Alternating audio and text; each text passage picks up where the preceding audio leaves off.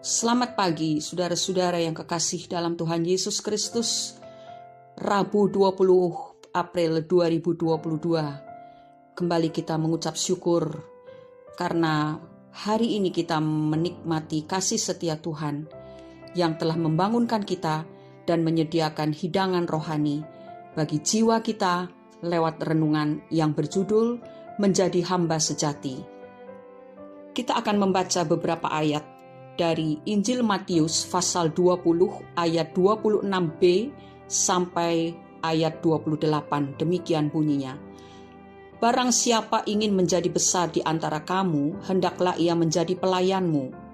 Dan barang siapa ingin menjadi terkemuka di antara kamu, hendaklah ia menjadi hambamu. Sama seperti Anak Manusia datang bukan untuk dilayani, melainkan untuk melayani dan untuk memberikan nyawanya menjadi tebusan bagi banyak orang. Saudara-saudara, Yesus adalah hamba sejati yang pernah hidup. Dia datang ke dunia untuk melayani serta memberikan seluruh kehidupannya untuk melayani manusia dan menjadi tebusan bagi orang banyak. Dan Allah mengharapkan hal yang serupa dari kita.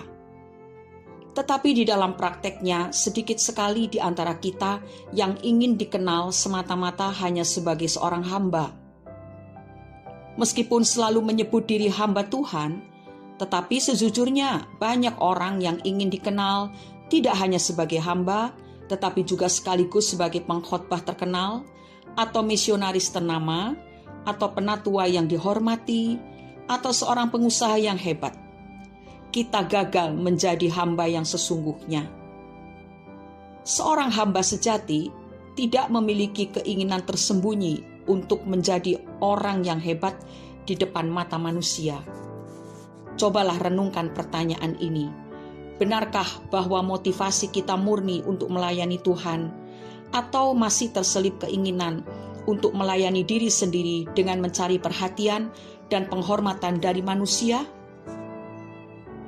Albert Schweitzer, seorang teolog, juga seorang dokter, memilih untuk meninggalkan karirnya yang sangat bagus hanya untuk melayani. Pada tahun 1913, ia berlayar ke Afrika meninggalkan kemasyhuran, uang, dan harga dirinya.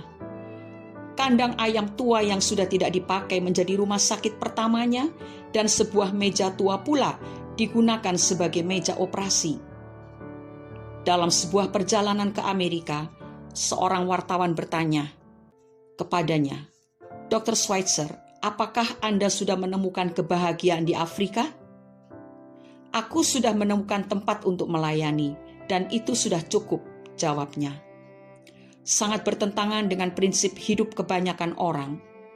Jarang sekali seseorang merasa cukup hanya dengan memiliki tempat sederhana di mana ia bisa melayani orang yang membutuhkan perawatan.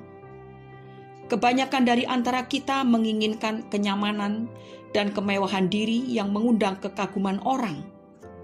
Kita ingin memiliki banyak hal yang bertujuan untuk mendapatkan penghargaan dan pengakuan dari manusia. Sesungguhnya, banyak di antara kita yang selalu mengklaim diri sebagai hamba, namun pandangan dan sikap hidup kita sangatlah jauh dari sikap hidup seorang hamba yang sejati. Kita senantiasa mengharapkan perlakuan yang lebih dan penghormatan dari orang lain. Dan ketika mereka tidak melakukannya, maka kita tersinggung dan marah. Sudah cukup lama kita hidup dalam kepura-puraan dan kemunafikan. Kita semua perlu merenung, berpikir serius, dan juga berdoa untuk menjadi hamba dalam arti yang sesungguhnya. Kita adalah orang-orang yang telah dimerdekakan dari dosa dan menjadi hamba kebenaran. Karena itu marilah kita meneladani sikap Yesus yang tidak memperhatikan kepentingannya sendiri, tetapi kepentingan orang lain. Demikianlah kita harus menjadi hamba yang sejati. Tidak mencari kepentingan diri sendiri, tidak mencari kesenangan bagi diri sendiri, tetapi mengejar perkenanan Allah, mengejar perkenanan Tuan di atas segala Tuan, yaitu Yesus Kristus. Sebab dalam Lukas pasal 12 ayat yang ke-43 tertulis, berbahagialah hamba yang didapati tuannya melakukan tugasnya itu ketika tuannya itu datang.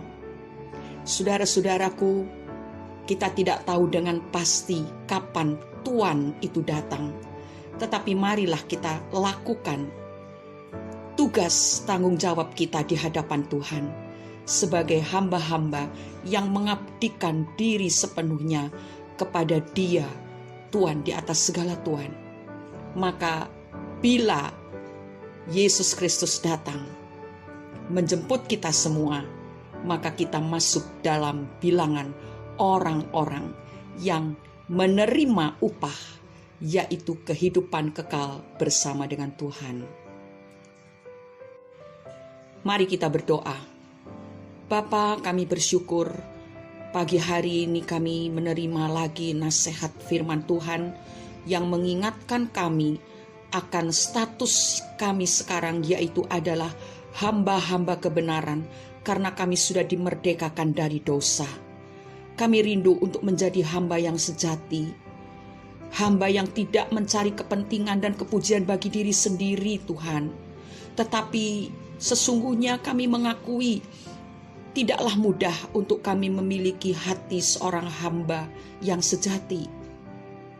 Itu sebabnya pagi hari ini kami mohon, mampukanlah kami untuk bisa menjadi hamba-hamba kebenaran seperti yang telah dilakukan oleh Yesus.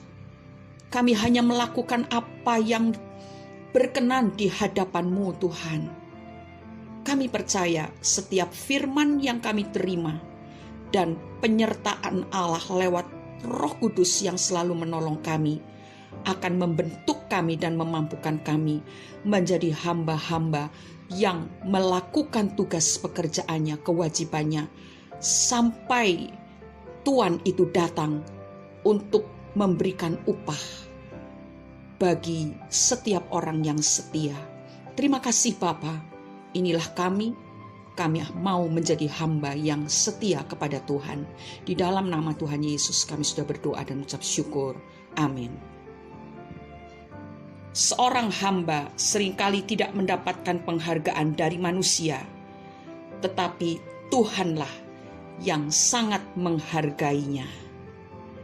Mari kita melakukan aktivitas kita sepanjang hari ini dengan hati seorang hamba, bekerja seperti untuk Tuhan dengan penuh tanggung jawab, dengan kesetiaan dan ketekunan, sehingga berkenan di mata Tuhan.